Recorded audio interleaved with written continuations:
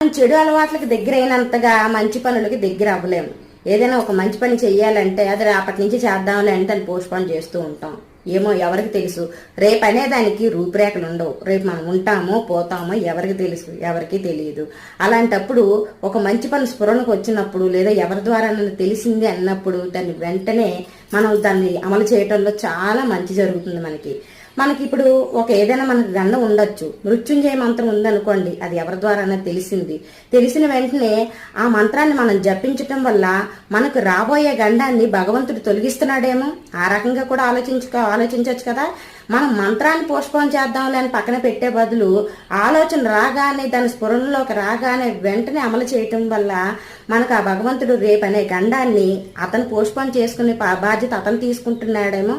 అందుకే కదా అలాంటప్పుడు ఏం చేయాలంటే మనకి ఏదైనా మంచి చెయ్యాలనిపించినప్పుడు మంచి చెయ్యాలి, లేదంటే ఒక మంత్రం చదవాలి, ఒక ధ్యానం చేయాలి, లేదంటే ఒక యోగా చెయ్యాలి, ఇలాంటి పుస్తకాలు ఏమైనా చదవాలి అని ఆలోచన రాగానే వెంటనే అది అమల్లోకి చేయటం వల్ల మంచే జరుగుతుంది. రేపు అనేదానికి రూపురేఖలు లేవు. ఈ రోజు ఈ క్షణమే మనది.